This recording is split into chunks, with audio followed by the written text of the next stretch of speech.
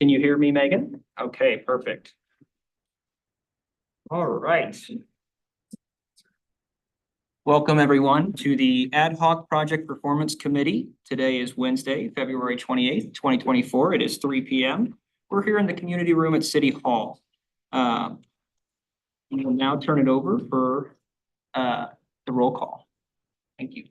Councilmember Clark here. Councilmember Ottenberg. Here. Councilmember McCutcheon.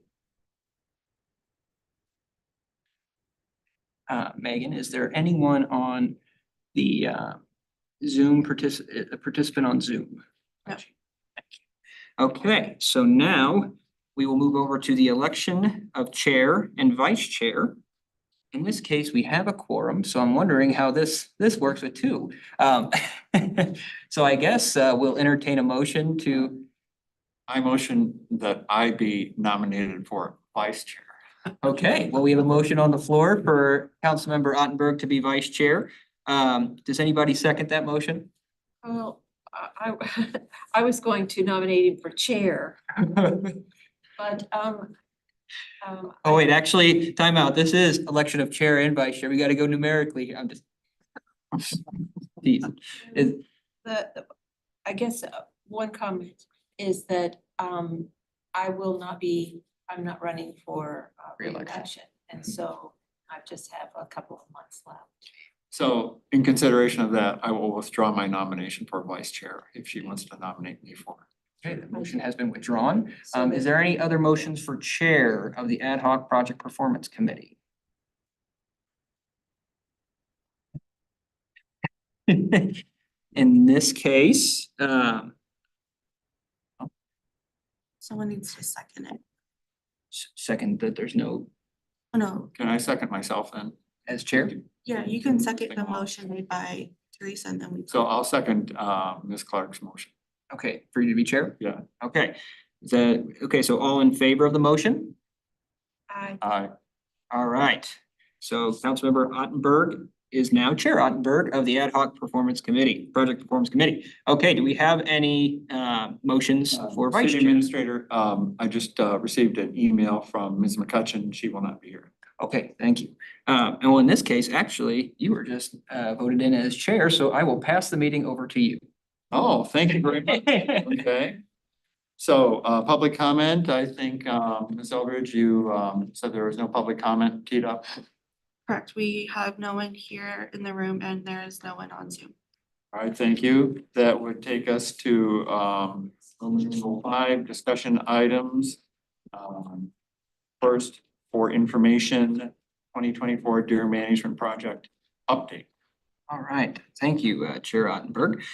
In this case, today, that's the reason why it's for information, not to really close out this project just yet. This is a continuous project, but I did want to note the successes that we've seen so far for the 2024 deer management efforts. Our partnership with White Buffalo has produced quite a bit of great results. The goal at the beginning of this for this year was to cull successfully 300 deer. And in this case, that goal was reached. At this time, we are waiting for White Buffalo to submit a formal report detailing the age, sex, and gender characteristics of the deer that they had been able to cull. This report will be submitted and then shared with the City Council and the Mayor, along with the Ad Hoc Project Performance Committee. And once that report is in, we could reconvene for another meeting to kind of get that after action report. But there are a couple other items we might want to add before that meeting for that item occurs, which would include the department has plans to meet with White Buffalo and representatives from St. Louis County, specifically Sergeant Wendling, who has worked with us to start planning and looking at, obviously, we want to look back at the NE1 area for a deer population survey to see what differences potentially were caused by this deer culling effort. But the second item is we want to make sure that the other areas that we go ahead and survey are appropriate, and also we get the best bang for our buck. So we kind of get a better chance of knowing where is the next area we would like to go, or maybe do we have to go back to the area we just came from, because that is our highest area of deer density. So that is something we'll be working with both White Buffalo and the St. Louis County Police Department to plan and get a proposal together for a deer population survey. No matter what, it'll be covering the NE1 area, and then potentially we'll be covering additional areas that were covered in the 2020 population survey. Yes. 2 questions. it is great that we met our goal of 300 deer. I believe, if I remember correctly from previous conversation on this topic, that we met this goal even though we did not have the number of bait sites that we had originally anticipated. Is that correct? That is correct. So we had 27 or 28 different baiting stations. And in this case, White Buffalo came to us originally and said 40 properties could be used in this case. And that White Buffalo has made it clear, though, that obviously the more houses, the better, but they knew going into it that setting the bar high would help us in the long term. Because if we set it at 25, then you're only, then you don't put as much effort in as you actually would want. So in this case, they had told us in meetings going up to the actual operations that we were clearly going to be able to, get a decent amount, maybe not 300, but we were in a good range after we had reached about 25 houses, 25 properties. Okay, And another item to discuss there too is the size of some of the properties. And then so was 40 bait sites or baiting stations, was that the original goal? that was the original goal. And we realized 28, but still met our goal of 300 deer. Can we draw any conclusions from that at this point in time? There's a couple conclusions you can draw. Well, then there's some definitely learning moments too in this. So this is the first year that the city has actually rolled out this effort in the way it has. So an item to take into consideration and from our findings was that when we reached out to residents, we seemed to get favorability from residents that were sitting on more than 3 acres in the large acre lots of Wildwood. Where we found more trouble in dispensing more, dispersing, if you will, more baiting stations were in the highly densely populated areas where typically an HOA, the only common ground that would be feasible for a baiting site would be the common ground, which a lot of HOAs, after being, contacted, had said that this is something that they wouldn't feel comfortable making that choice for them. So it would take exhaustive efforts going pretty much door to door, pretty much getting all of their residents to come back and say, we support this effort on our common ground, which at this time, the city does not have the manpower to do the door knocking for each one of those houses. That being said, we did have Sergeant Wendling visiting properties on a day-to-day basis to try to spread the word, but also convince individuals. We sent out 4 different rounds of letters to properties that specifically had 3 acres of land or more, just so we could increase that pool. We ended up having around, I would have to check the stats, but we had around 60 individual properties that showed interest in participating in the program. That being said, once White Buffalo was actually able to go out and visit them and check out the topography, check out the wind conditions and the actual hunting conditions, they then had to mark that down considerably because they have to have them. It really is a fine-tuned science, which you can see because they were able to hit their mark even though they didn't have the full 40, but they really are looking for the perfect conditions to make sure they can move the deer and hide them successfully so other deers aren't coming in and seeing it and then going away from that baiting station. They also have to make sure the wind direction is coming away from them. So if it was coming from their back towards the bait, the deer actually would pick up on the scent of a human. On the, not to cut you short here, that information, but the other question I have is, you mentioned meeting with them to discuss where we go next. So do we have any data that suggests conclusively whether we should go back to an area where there's a high density of deer or whether we are better off moving to maybe another section of the city? So, yeah, no, that is gonna be the main topic of discussion when we meet with White Buffalo and Sergeant Wendling, who is gonna coordinate with St. Louis County on our behalf. But in that case, what they'll be looking at, the deer population survey that we plan to conduct is going to be very instrumental in figuring out where we currently stand. Without that data, it is very difficult at this time to say, hey, we should go either, to the next map or stay where we are. There could be a finding where since 2020, the deer population, it was at 92 deer per square mile in the NE1 area, 72 deer per square mile over the course of the entire 6 maps that we had done surveys in. And there could be a chance within the time period of 2020 and 2023 that number ballooned even further because there weren't no mitigation efforts. So we could have went from 92 deer per square mile in the NE1 to anywhere. I mean, this is an estimate and this is not even a educated estimate, but it could be over 100 at this point. And our goal is around 50 per square mile, correct? 40, and that's an interesting point on that as well, is when you talk with White Buffalo, they will actually if they're talking to a community that doesn't have a deer management issue as much, they actually like to see that number around 20 to 30. 20 is ideal, 30 is tolerable, 40 is getting to the edge of tolerable. But anything over 40, you are talking about deer overpopulation and getting the negative side effects of it. So in that case, in order to do that, and this is all based off data from 2020, so that's why we really want to revamp our numbers here. But the original goal was to then cull 1,000 deer over a duration of time, spreading that out across the entire 6 maps that we had done surveys on, which typically aligns across Highway 100, State Route 100, and State Route 109 and the adjacent neighborhoods.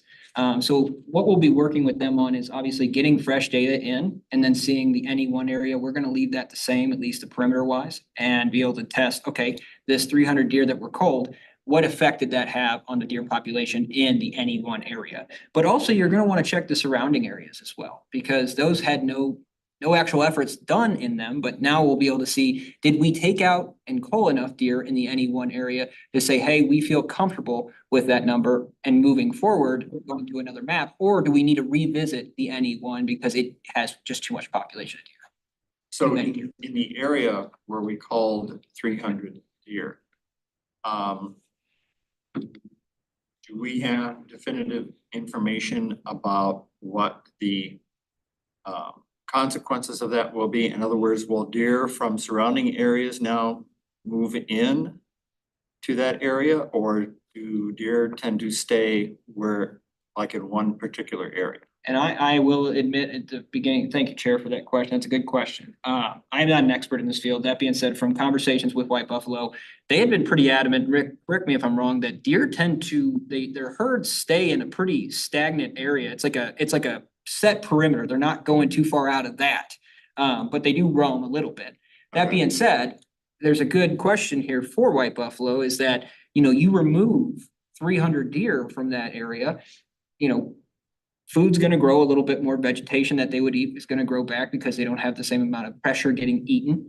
That you might have a situation where, nature finds a way and it would push them to fill in those gaps. So that's why it's also important to do the deer population survey as quickly as possible as well, so you can really get fresh results. But from my understanding, it doesn't seem that deer are naturally filling in gaps, but it seems like they kind of stay where they're at. They stay pretty small area, so I guess on the outsides of that area, potentially there could be some that could creep back in, but by and large, it's a big area. I think it was 5.5 square miles, so I wouldn't expect that overall, no. I believe White Buffalo performed a similar service for Town and Country, correct? That is correct. Can we check with them, or maybe we already have, regarding what the outcome was of the deer management program there? In other words, how they structured it. Did they target a high density area first? I'd just be interested in knowing what their experience was. And, once they began the program, then did they stay focused on the high density area? What was their strategy? What did they do? Now, obviously, there's some differences between their city and ours, but it might serve as a good reference point. Yeah, would be more than happy to do that. I agree that, yeah, that would, any data we can get from other cities, it is quite a different terrain. It's a lot of different, just the areas that we have to attack are so much different than Town and Country. But I think any data we get is helpful. De Pere is also a city that has worked with White Buffalo, and just as a reference point, because this is from passerby conversation, but this isn't exact data. But both Town and Country and De Pere spoke highly of them as recommendations. That being said, how I think it does very much differ from the city of Wildwood is not only our numbers are extraordinarily higher than both of those cities that they had. That being said as well, the number of deer being culled, the target number of deer being culled was also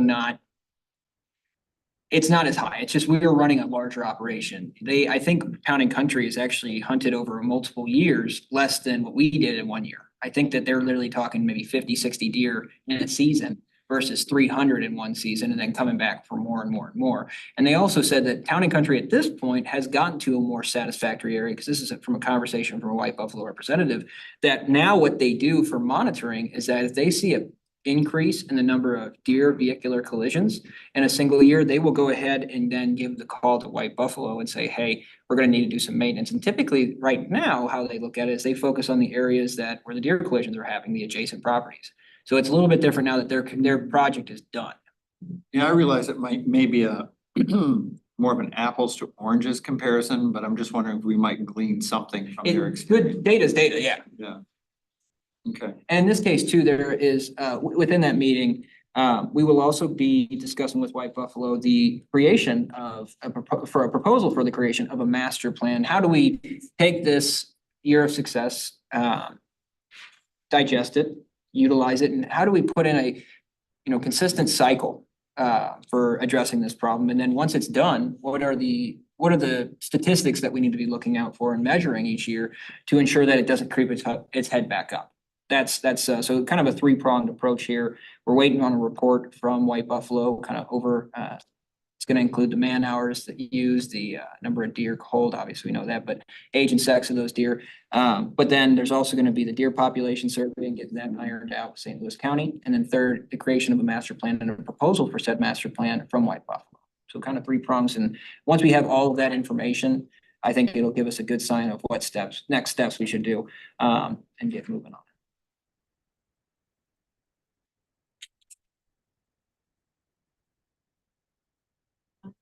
Oh, yes, I am.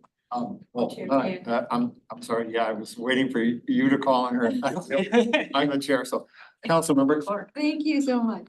So that gives a good segue into talking about this in this setting in the performance setting, and how we move forward with this, and what we can do to maybe do better the next time if we've got another project like this. And so I used this, and you're right up to write an example of a SMART goal. I'm always talking about we need to make these SMART goals. And so if we have this in the form of a SMART goal to start with, then when we come back and evaluate, we know we have measurements that we can look at to say, where are we on that scale? What's our scorecard? Did we do 100%? Are we only 50% of what we did? So let me just read what I wrote, and it's not all inclusive, but it's the idea of making sure that it's that we have specific, measurable, attainable, relevant, and time-bound all in the goal itself. I wrote, in the attempt to protect and serve residents, wildlife, and natural landscapes, that's relevant, the deer management will cull at least 300 deer within a 3 to 4 week time window. All these numbers can be changed. In specified designated areas of wildwood to reduce the deer population from, say, 100 per square mile to at most 40 per square mile over a 5-year program, and to donate a number of culled deer to the St. Louis Zoo and the remaining to share the harvest.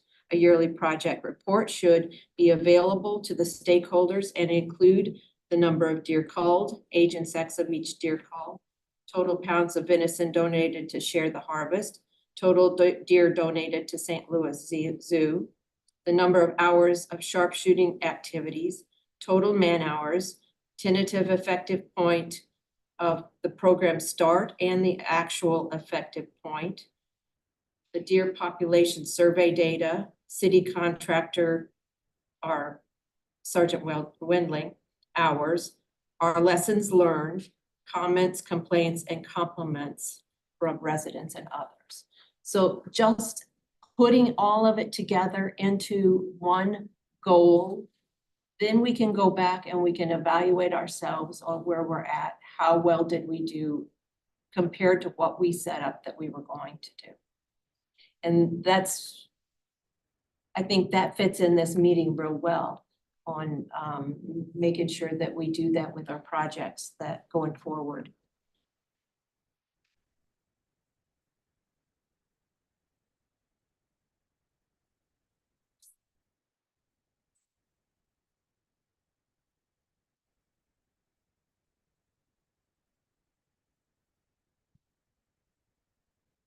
Okay, let's see.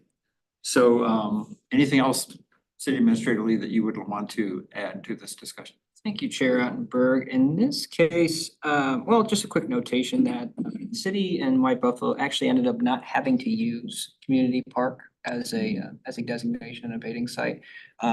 That was a little bit of a win here because it just helps clean up the after action survey, if you will, because that technically was right outside. It was adjacent to the NE1 area. So just a fun fact there. But in this case, we did do all the proper protocol to get it ready, and we had police on standby for the entrances on those nights. But in this case, they ended up not needing it because they were able to successfully work with it. But I would say the only other thing we could probably take from this is, and what we're planning on doing is right now on the website, it's an overview of the project that we just did, the success of it. Now it's going to be kind of, you know, as we get the deer population survey, that's all going to be updated. But there's also an idea of, you know, especially with the HOAs, potentially getting more support behind them. And this could be a citywide effort of, you know, just getting more education about deer management out there, but also saying, you know, changing that form from, you know, hey, can you please let us use your property for deer management efforts? Instead of that, asking all of our residents, is deer a problem in Wildwood? Is deer overpopulation a problem in Wildwood? Is it a problem in your neighborhood? And then if we get that information starting to file in, hopefully from multiple residents across the city, at that point, if they fill out that information and they have a comment about the deer overpopulation specifically in their neighborhood, they say, we've got 10 in our backyard and our 2 neighbors are feeding deer, which is illegal in the city of Wildwood. Then we could then say, when we're ready for them at that point, we can obviously get back to them and say, we are working on this and we're moving throughout different maps. And then once we confirm that their address is hopefully over 3 acres and is in a area where we would be operating, at that point, we could pick up the phone, give them a call, and they would already be prone to saying, yeah, we know this is a problem, and they'd hopefully be more likely to allow operations to occur on their property as well. So just that notation that should be going live within the next couple of weeks. And then we'll be kind of pushing that effort moving forward as we conduct the survey, get the report, all those other things. So the next time we would have a meeting, what would you expect to be able to present at that point in time? A final report from from actual White Buffalo itself. Hopefully at that point, a proposal from St. Louis County to conduct a deer population survey for at least the NE1 area, but hopefully for other areas as well. And then also a rough outline and proposal for a deer management master plan. So three things here. Is there a specific action that you need the members of this committee to take at this point in time? Any Nothing. motions or anything of that sort? Nothing at this time, Okay. Chair. Okay. All right. Mr. Attenberg, Yes, sir. just have a couple of thoughts. Obviously, Mr. Lee and I haven't discussed this, but oftentimes when you do a master plan, you have several elements or several variables that you're trying to address. In this case, I think we're really trying to do is address the deer population so as to protect the environment and reduce deer and automobile collisions or vehicle collisions. If we do a deer management plan, I think the next logical step would be to start talking about what we do when we reduce the population and how do we restore the environment. So I don't know if we need a whole plan just to cull the deers, but if there are other steps, then I think a plan might be reasonable. Just a thought.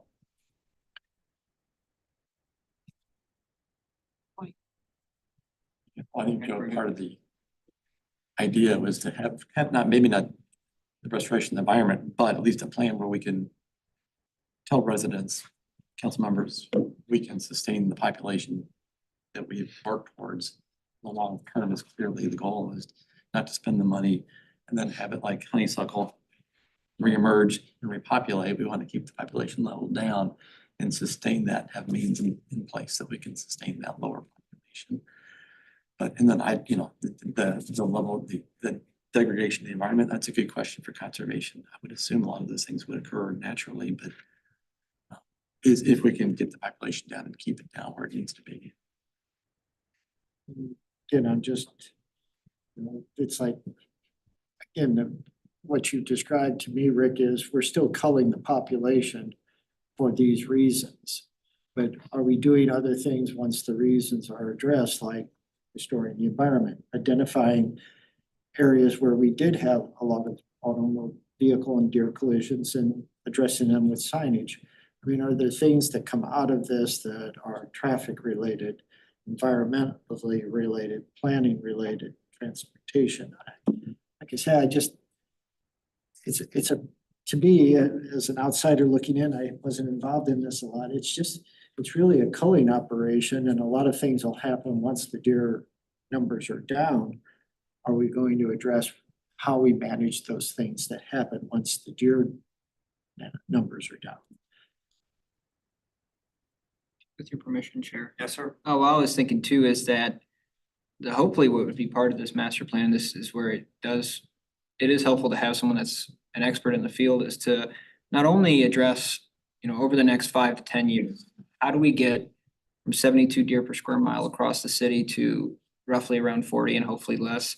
That could probably be done internally, but also looking at the mechanisms, like you had just said, do we put up signage? What other things could be done once it's done? But also, how much of a budget should a city like Wildwood be putting aside each year to manage the deer? Obviously, we've created a deer management fund, which will be helpful in this situation, but truthfully, once the population is managed to a point where it's come down, how much should we be putting aside for general maintenance just every year? Is it something that needs to consistently happen? Is it every 2 years, things like that? But also looking at it from a perspective of where do you, that's, Mr. Ottenberg asked this earlier, of within the own mechanism of lowering the population, where do you go next? Do you just only focus on highest of deer density? Or do you the whole goal, at least with White Buffalo's perspective, is to spread out baiting sites, because the more closely knit you have the baiting sites, the more, unfortunately, you're gonna have overlap, and the deer, they don't really cross, they don't travel long distances. So if you don't have, I almost look at them like little dots on a map, if you don't have them spread out across the city, there are some populations of deer that are just not being impacted by our operations at all. So I would say that focusing on that, but also giving us insight, they have a lot of training from working across the United States in a plethora of different communities. And the goal would also be to say, okay, well, we have a better understanding now of how to communicate this and how to get the community involved and get input, but anything that they might have been able to pick up on the past too. But I think your comments there are really warranted here, because, once we fix the problem, how do you get the plants back? How do you bring all of that vegetation back? And I think one key aspect though would be, or at least for the management portion, would be monitoring the deer vehicular collisions that are reported to the Board of Public Safety once a year by the St. Louis County Police Department. Say it just. Most recently, we've been doing with stormwater management master plans, and we're using EPA, and there's 9 components.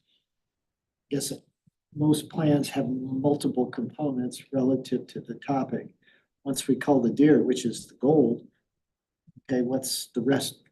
What else? So is there? I see what that edge, because you're pretty much saying that once the goal is, because erosion, you can mitigate, you can never quite address fully. So what you're saying here with the deer management, eventually we will get, luckily, and hopefully with consistent, persistent efforts, you will get it to a point where it's at a healthy level. And well, you'll have to monitor it, but what you're saying is that there's a sunset to this project, and it's not something that's gonna be a continuous, well, it kind of is, but I get what you're The saying. country's still shooting deer, so They are, and they look at they're checking those deer See vehicular it. collisions each I year. don't see that anytime soon. Yeah. City Administrator, Councilmember Clark has had her hand up, so let's recognize her. Well, yeah, I love what Mr. Bunnage is just saying, because that to me is we're taking what we learned and we are fixing more things than even what we thought we were going to in the first place. And that the reason we need to get the deer population down, what is the problem? The problem is that we have the deer collisions. And so maybe this says, this area, we have a deer crossing signs like we see down in southern Missouri all over, I know, okay, They're everywhere, that's the problem. but there they are, but well, They're everywhere. something, I'm just saying, we can learn something from it, not specific things. Or the restoration of the ground, we could start that if we have some available funds, because these are overlapping projects that should be done, not when this deer population is down to 40 per square mile. Now we're gonna go in and do the restoration. We can be doing that as soon, right away. We could do that. It's an overlapping thing because we want to have it not have to go in with everything gone and start again.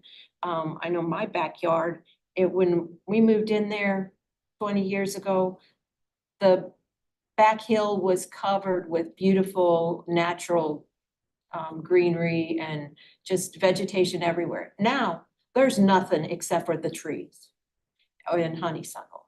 I tried to cut down the honeysuckle, but it looks so bare. And we're just missing so much of that I need to do that now. And so like in our landscape and plantings ad hoc committee, we can even maybe talk about that. How do we add that in so that people know, how do I get it back the way it was? Because that's a real important part of Wildwood, because if we don't, it's gonna be a lot of years before we have it back. I just wanted to say, I really appreciate those comments.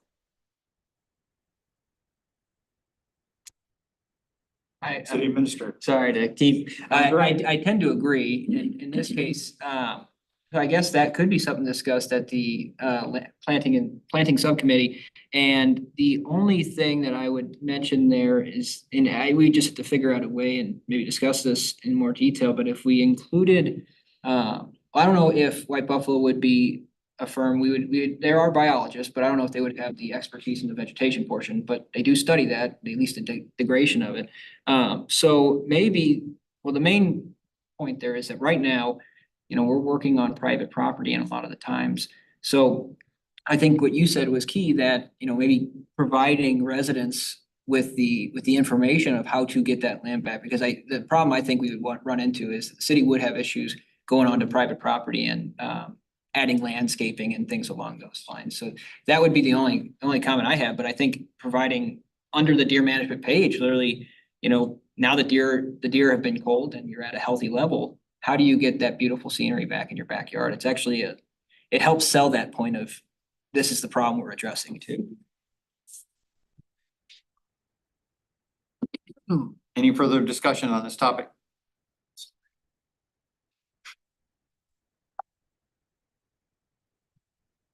That brings us along to miscellaneous. Oh.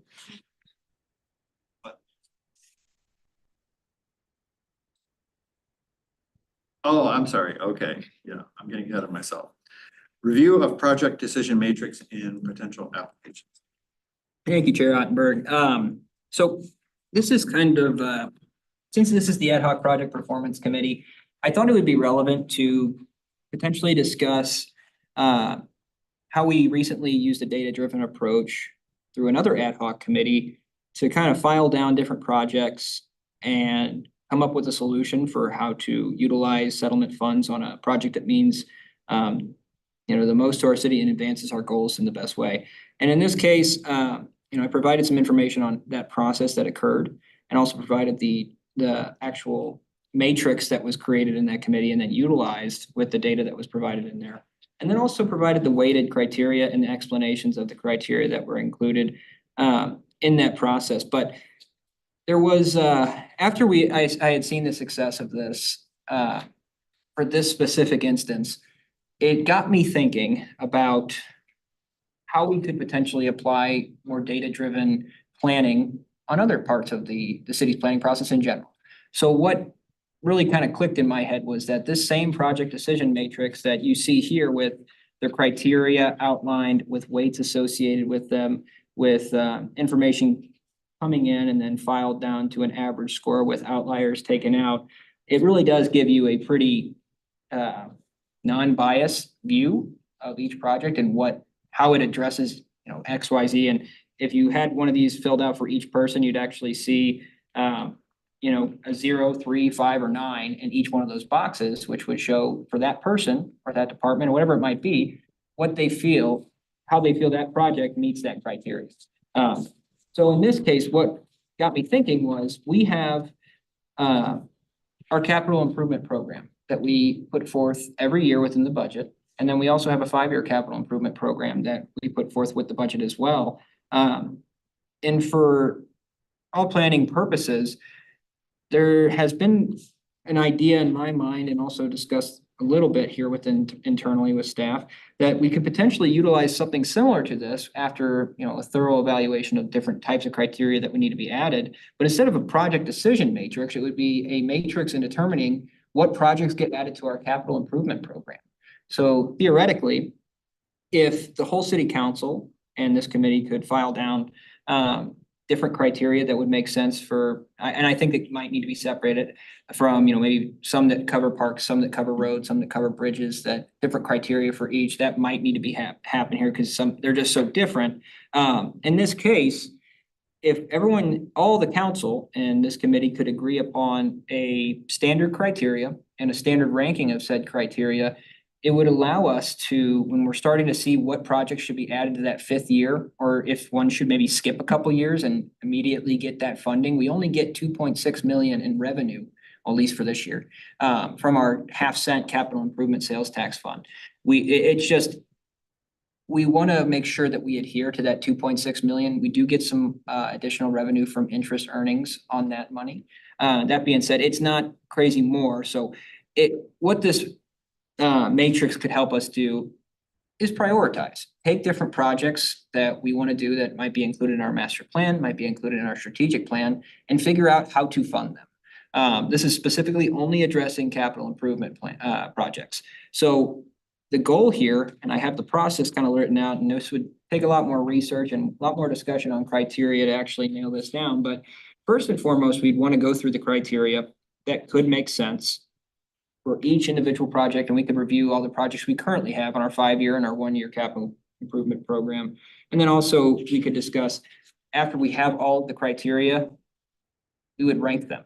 Which one is the most important? The one that's the most important has the highest number. So if it's 25 pieces of criteria, the most important one is going to have a 25 next to it, and that's going to have a multiplication effect once you actually get to grading these. If it's the least important, it's going to have a 1, which will make it a lot less when you actually start adding up at the end of the day what your scores are. After those 2 items have been done, you have practically at that point a matrix to have everyone fill out.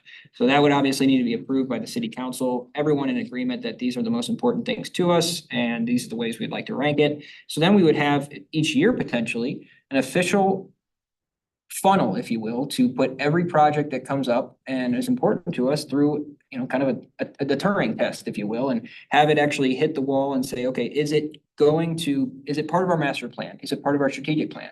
Is it within the budget? Is there grant funding opportunities available? All of those things would have different numbers, different scores attached to them, different weights. And you would come up with a nice simplified number at the end of the day that would help you explain to residents why we're doing X, Y, Z. It would help stay within that 2.6 million, which you hopefully stretch each year with grant funding. It would also help after a project is completed. You would then have a ton of data to go through for the project to be able to compare it back to the funnel that we just did, maybe 2-3 years before, maybe 5 years, because sometimes it does take that long. To be able to say, okay, did it meet the timeline? Did it fall within the budget that we estimated? So we can actually have a kind of a circular approach where you're reviewing projects as they're completed. But this would take buy-in from the whole council, because how we would hope this would be utilized is that once we agree, it would happen before the budgeting process of each year. We would discuss which projects on an unfunded needs list, unfunded project list. So where that would come from is, say a resident calls and says, I need X, and it would cost maybe $1 million for whatever X is. And it's something that a couple council members would like. It's part of our strategic plan too. So it's like, we need to get on this. We would be able to put that on. If it's not funded, it would go on an unfunded project list. We would learn as much as we can about it before we meet. And then the council or the project performance committee could meet before the budgeting process and start going through this and start taking every unfunded project and run it through an intense evaluation of whether or not should it get a share of the 2.6 if it has grant fundings that are gonna double it in cost. I know a lot of the projects we do with federal grants on our roads actually get an 80% match from the federal government. So obviously those things are going to weigh heavily in here and it will help us just prioritize. So we have an example of a rough outline of what these project decision matrices can look like and then an explanation of the weights. This was done from the Ad hoc Charter Settlement Fund Committee, where the committee actually ended up declaring that internet access phase 2 was the highest rank, so that was the recommendation moving forward. This would be a similar process, hopefully, for capital improvement projects where, you know, we decide based off the numbers, which projects to fund and which projects to have to wait, unfortunately, for a year. But the hope is this helps us become more efficient too. So we're not just throwing, it will help us stick to our budget, which is very important. And become more fiscally responsible. And also, it'll help us stay on track with the projects we have planned, because everyone would agree through this process, these are the projects we want to focus on in the next 5 years, and that's pretty much that 5th year, or if we want to bump it up. And this is what we're doing next year. And then if someone calls and says, we want this project, they won't have as much of an argument to say, throw it in right now. It would be more so, we will add it to the unfunded project list, and then we can have that meeting right before budgeting, and we'll determine at that point whether or not to include it. I do think that would help the city become more efficient and help move on projects we already have on the books forward quicker, and more efficient. So today, the department's kind of showing an example of how this worked in the past, and it worked pretty well, and how it could potentially be applied, and more than happy to answer any questions. And Rick and Joe, if you have any items to add, more than happy to hear from you too. But in this case, I think this could be a really good way to organize our capital improvement program. Thank you. Chair, if you, well, I'm thrilled because I love doing things this way. And it leaves enough of room for bringing in emergency issues. You know, if there's an emergency, you have to do it. A project comes just out of the blue. And but when you do this, then it makes us so much more efficient as far as the city staff, because when we as a council are sitting up there and we're going, oh, here's another project, and I really want you to work on this and build this swing set out front or something. And that's really important to me. So please put it in well, if we all voted, yes, let's do that. And then the staff has to slow down on something else they're doing, because you've only got this much time. And if you got this many projects, you can't fit them in that much time. So I think it's an excellent way to come back to the council and to the residents and say, we have your project on this list, but we have these other projects we have to get done. So I remember doing a class for Chinese engineers that trying to explain that they have to do the big things first, because they wanted to do all the low-hanging fruit, and so they never got to the big projects. And so I took a jar, I put walnuts in it, and I said, is it full? And they said, yes. And then I put sand in it or salt in it, and I said, is it full now? And they said, oh yeah, now it's full. And so I put water in it, and I said, so what does this tell you? And we won't even talk about what they said that it told them, but what it was supposed to tell them was, you have to put those big nuts in first, right? You have to do the big projects, or you're never going to get them done. So you can't put them in if it's already full of water. But, and that said, we have to make things that are the big projects are low-hanging fruit at the same time. So we have to, another Chinese thing where they plant all these fruit trees in an orchard. And instead of having to go out there with ladders and things to pick the apples from the tree, as those trees are growing, they tie stones to the limbs. So the limbs grow down toward the ground. So it makes it all low-hanging fruit. So, and that said, just sometimes we have to look back at what we're doing and say, am I doing this the most efficient way to make it, give myself a little more time? So I think this project will give more time in the long run and make more things low hanging fruit. Plus, it will organize it so that we aren't throwing things at you guys and saying, oh, well, work on my project and get all those other things done at the same time. And yeah, that's been a problem, I think, in the past. So I would agree with what Councilmember Clark has said. I think this is a good tool to get started with. One of my concerns would be that once we put a procedure in place that is adopted by the council, that we do our best to stick with that procedure for making decisions so that we don't run into a lot of one-offs where everybody's saying, well, this should take priority or this should take priority, especially if it isn't something that appears to be an emergency or is in keeping with our strategic plan. With your permission, Chair, and I think that's an excellent idea, and I think how this would work in a mechanism sense and just in a real sense is that once a year that it would be a main focus, that previous years matrix that's empty, obviously, that point would have projects on it, would be distributed to the entire council, and then there would be the question initially of, do the rankings need to be changed? Does the criteria need to change? Do we need to add anything, remove anything? Or, every year things are gonna change a little bit. So it does have flexibility in that sense. But I think it really creates that once a year, we get into a serious discussion of what is the most important, what are the most important capital projects to us? And thing is too, is that each day that we're working here, we get a phone call or we talk about something at committee or council. If there's an important project that comes by the window, we're not gonna forget about it. We're gonna note it. We're gonna put it on this, I'm calling this unfunded project list.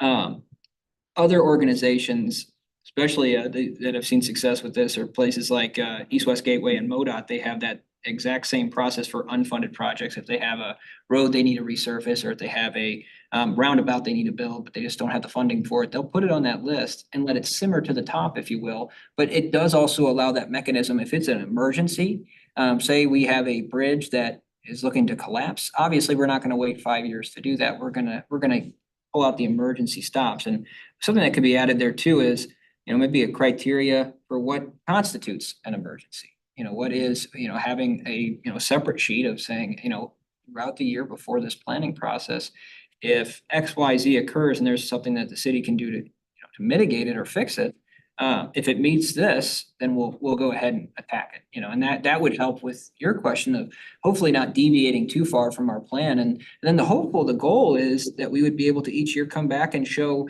for the projects we did work on in the previous year, what percentages we were able to knock out during that time period.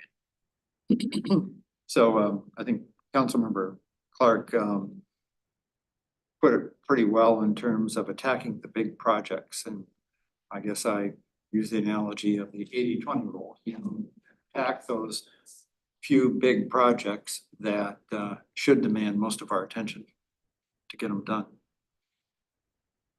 Councilmember Clark. Yes, I had written that down someplace myself, the Pareto rule. I have got that on there someplace, that 80-20. But yeah, what Councilmember Ottenberg brought up was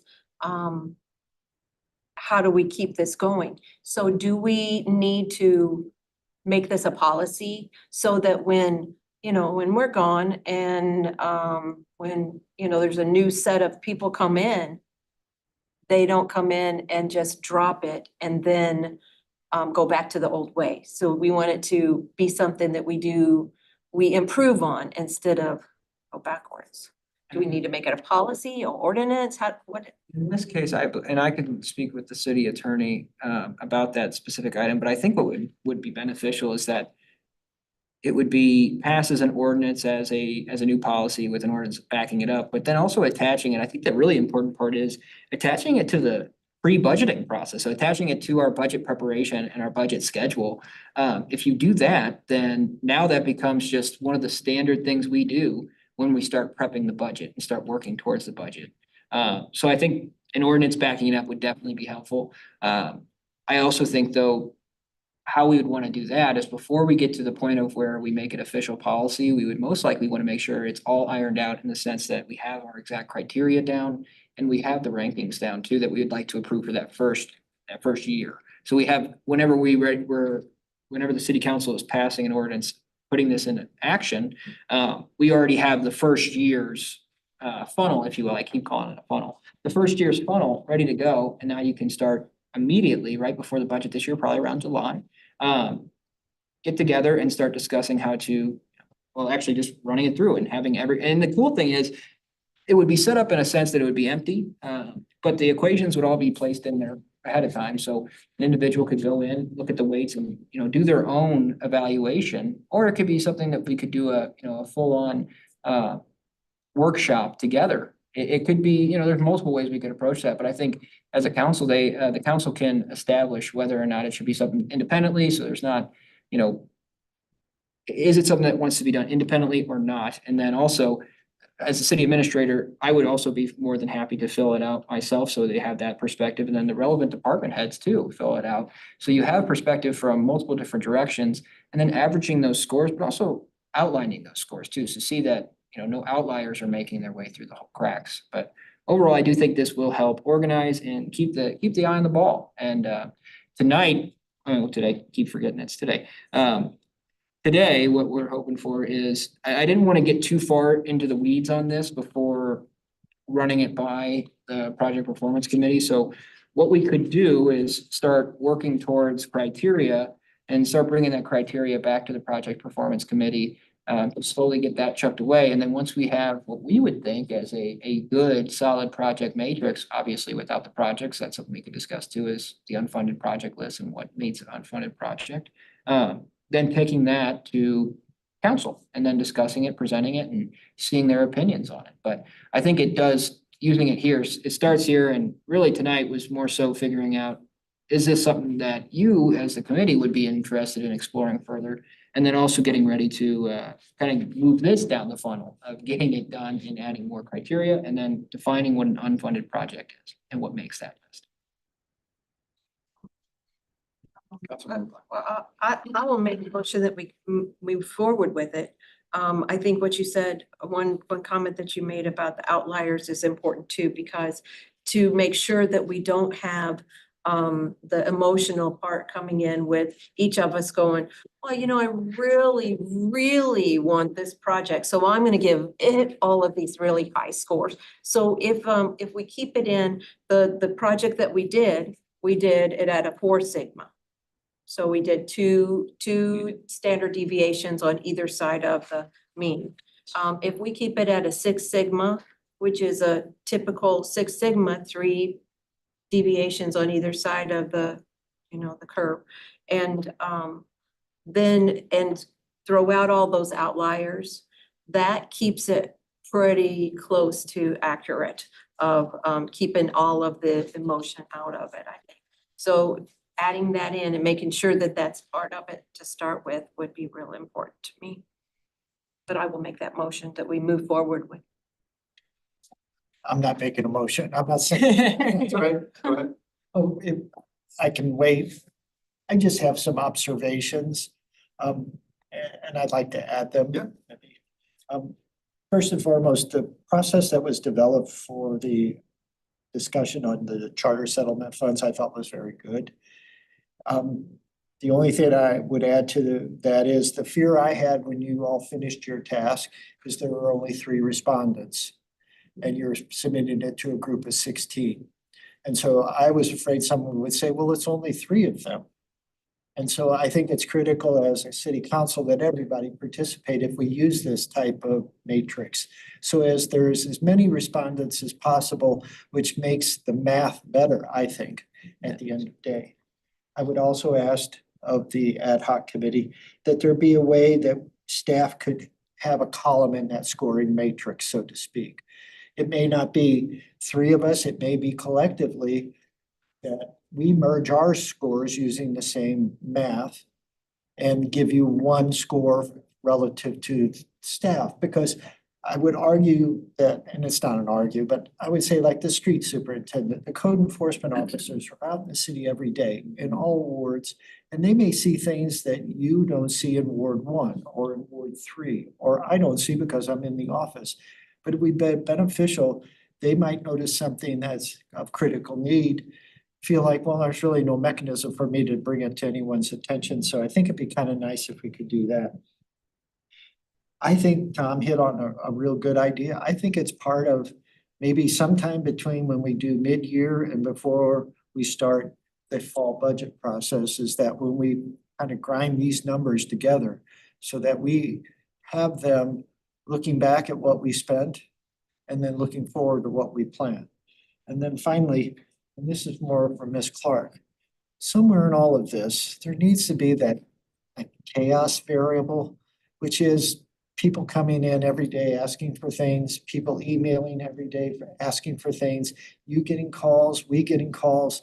How do you factor in those things that just kind of upset the cart? And I don't know how to do that. I'm not a mathematician, you are.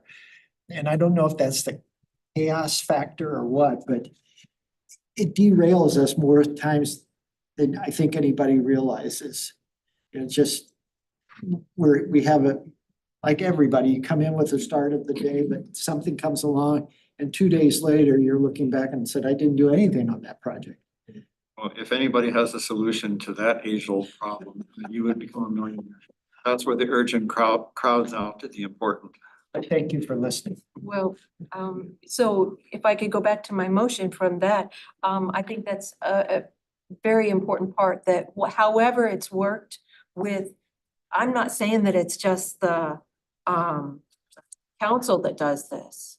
I think it's as important or maybe more important that the staff is doing this than the council, you know, for us to understand what's going on and to have a part in it is real important. But as Mr.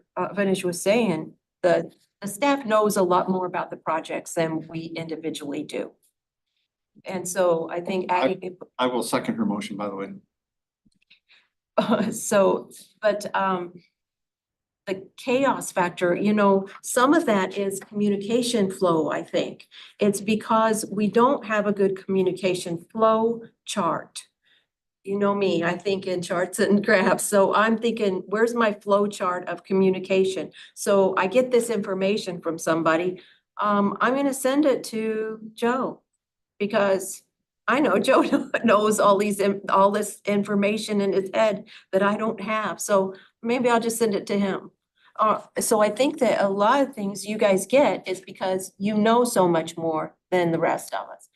But if we had a flow of information, like if you had someone set up, and I don't know who it is, if we have to bring in another employee, I don't know, but someone that collects all that information. We have a complaint from a resident about something specific. We can send it to this one person who shuffles all that stuff and puts it together so there's not 15 of the same thing coming to you. It's just all categorized, and so that it doesn't take up all of that time just going through all of these emails that you get from everybody.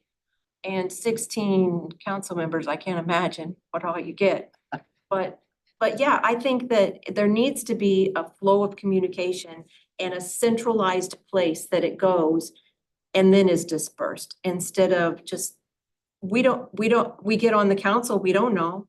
We're not even sure who does what when you first get on the council. And maybe an org chart to go along with that. There's an org chart in the website. However, it just has, okay, director of planning, director of public works. I get on, you know, I don't know all of these people's names. So, you know, I've been in trouble for talking to the wrong person because I didn't know what do you do? I thought you did this.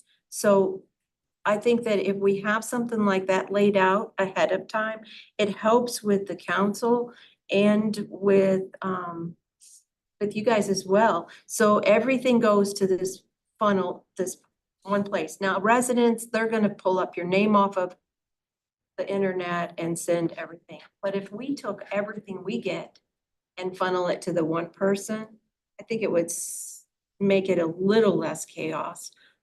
Maybe I'm wrong. Maybe you get more from the residents. I don't know. Also, when I worked with Chrysler, we always had customer complaint files.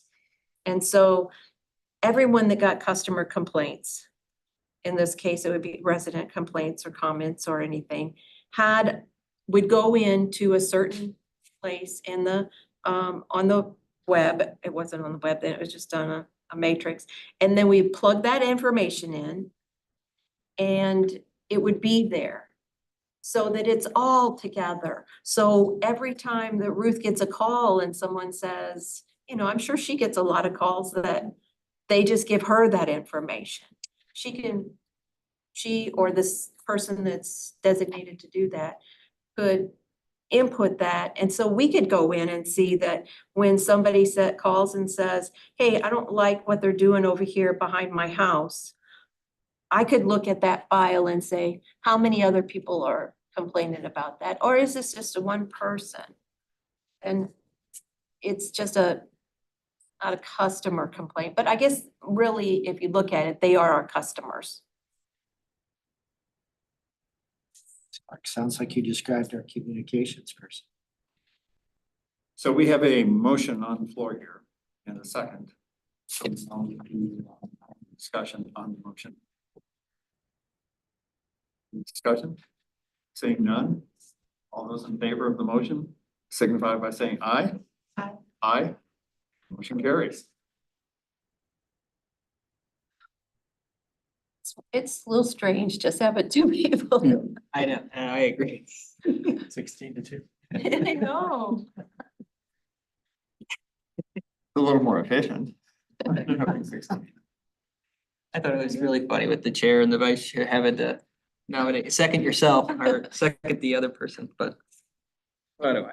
All right, so then I believe that brings us to not ready for action, and I see we have nothing to discuss there. Is that correct, City Administrator? That is correct, Chair.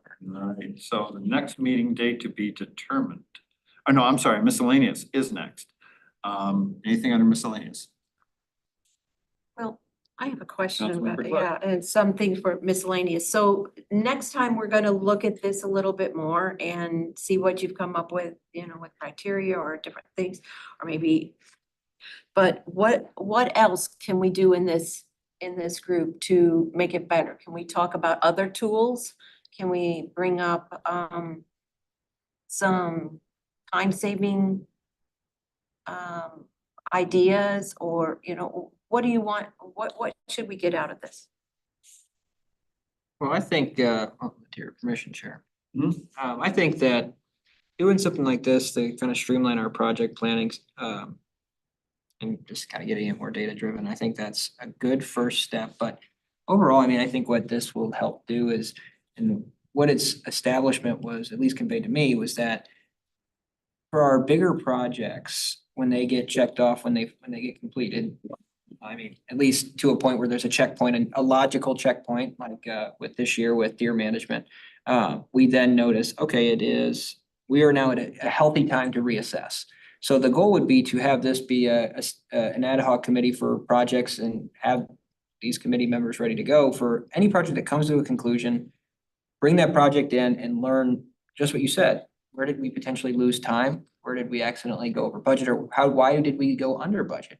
To answer the questions and really evaluate any project that is completed and figure out if there are any saving mechanisms or money saving mechanisms that could be introduced, and just really kind of taking a closer look at the projects after they've been completed and double checking the performance. But more than happy to discuss any kind of items, really, quite honestly. I think that this is, when you think of project performance, typically this is gonna be projects that are on our capital improvement program. So I do think getting a front-facing plan in place and a mechanism to really prioritize, like we talked about, I think it's a great start. But I think revisiting every one of our projects that are taking in a serious amount of our taxpayer dollars, it's gonna be helpful for a plethora of different reasons. But I guess if if you don't mind, Chair, Rick and Joe, do you have any specific items that might benefit, have discussions about at this committee, at these committee meetings? Anything about your public work projects or, anything we've learned from the No, I- screen and? We've talked ourselves quite in depth, I think, about this, but it's more been along the lines of we just have a lot of stuff on our plate and there's a lot of things that people want done and prioritizing that is difficult. And I think this is one way to help us in that little bit, to focus what's most important and get our energies focused on that. We have limited resources, we just do, so if we can get a better handle on how best to utilize our resources to maximize them and get the most important things done, that would be good. Mr. Vunish? Just as maybe a thought, I don't know when the last time we looked at our regulations relating to our bidding processes. So maybe it's an opportunity to take a look at that, just to see what the state allows or doesn't allow, and if we're consistent or not consistent, and if we can save time there and still be cautious with taxpayers' funds. And then I'd really like to look at how we do our RFQ and RFP, and that's part of the bidding process, but certainly we talk about projects and we spend a lot of time on the front end before we even get to the project, so that's part of it. Yes, and Chair, if you don't mind. Yes. I really like what you said there, Joe, especially about the RFP and RFQ, because when you put out an RFP and an RFQ, you're putting together pretty much a preliminary legal document. So if you don't put the amount of effort, energy, and time into that document, you could potentially open the city up for liability once it actually comes down to selecting a contractor and then executing an agreement with them. So it does somewhat slow up our processes at the front. So I think that's a really good idea to visit our process that we currently have. Some things, I think this might be a statutory requirement, but the whole having to publish in a running magazine or newspaper, we always run it in the county. And I don't know how many contractors are applying for our projects because they were reading the county and saw a tiny little classified ad. So those are the type of things that maybe we could become more agile and, quite honestly, just more able to get that front end done so we can get the contractor selected and get it to the process. Because I mean, we have many meetings, but typically for each committee they meet once a month and it has to go through at least, usually you go to committee once or twice, then it'll go to council and have to have maybe a public hearing and then have 2 readings. So that adds up on top of having to have at least, we try to have 6 weeks open for our RFPs. So we give enough time to our potential contractors to actually fill out and answer it meaningfully, because if they don't complete it, it's not responsive. So it's something that you don't ever want to just release an RFP and say you've got 10 days to get a response in.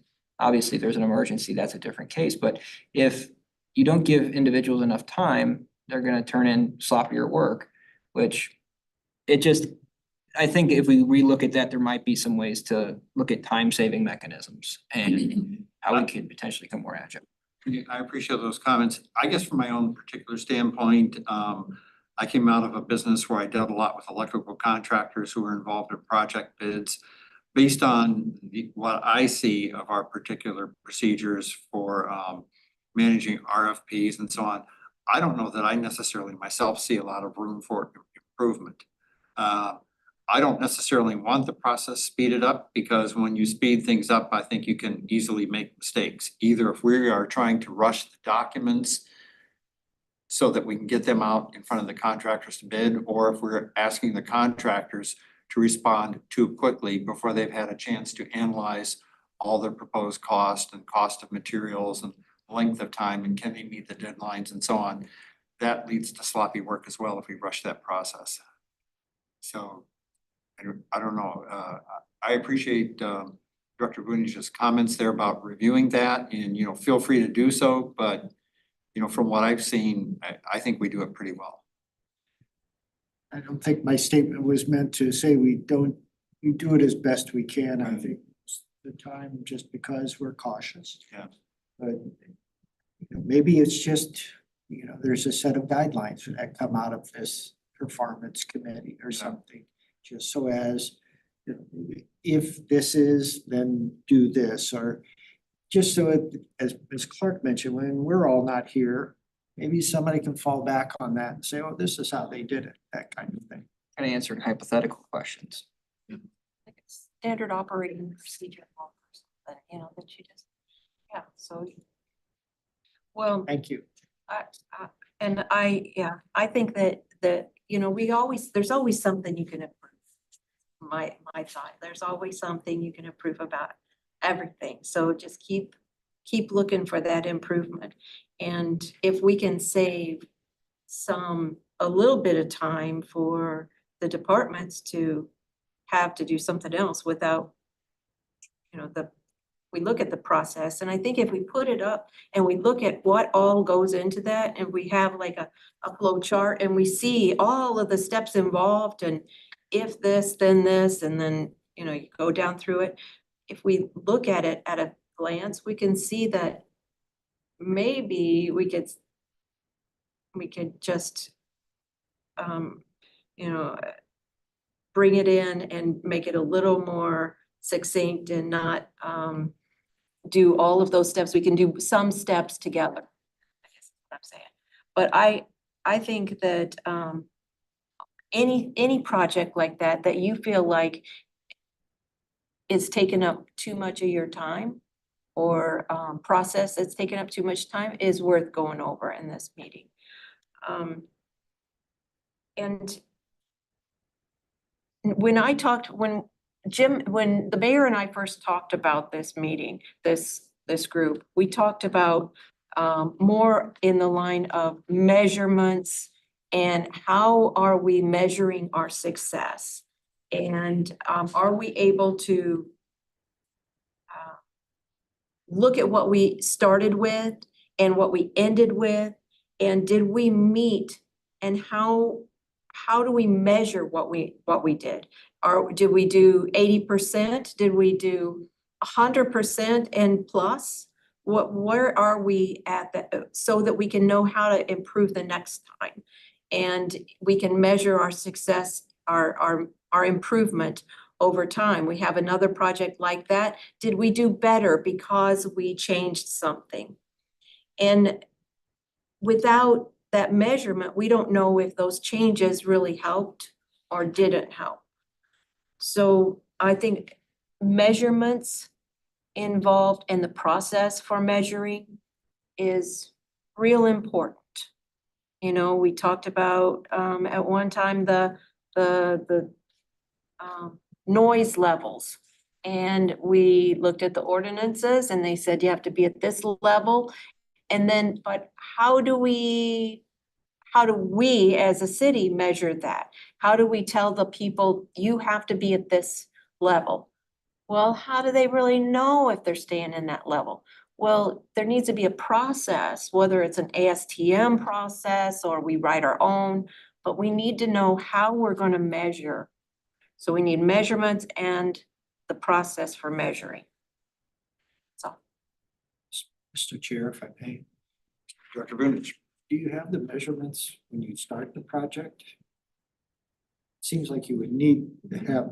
as In your many of goal. those identified, Right. so as Exactly.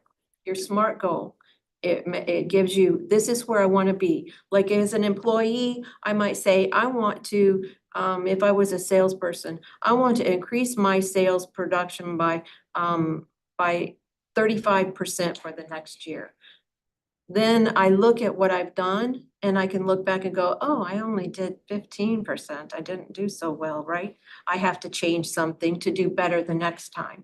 But if I don't set that goal to start with, it doesn't matter where I go. Thank you.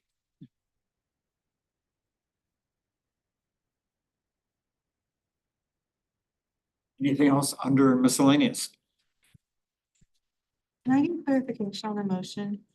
I have that Councilmember Clark moved Councilmember Rottenberg to be chair, and it was seconded and approved, but I didn't get anything from vice chair. unless I misunderstood. I think you are correct. So that being the case, I will nominate Councilmember Clark for vice chair. I wasn't sure if it was something that you guys are doing next meeting or if you wanted to do that now. We'll do that. Okay. So. Do I have a second to that motion? Sure, second that motion. Okay, discussion. Seeing none, all those in favor of Councilmember Clark being elected to vice chair, please signify by saying aye. Aye. Motion carries.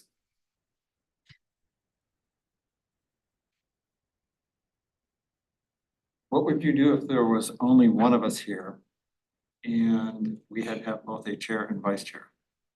Well, there would be a quorum, so the meeting would be adjourned. Okay, very good. All right.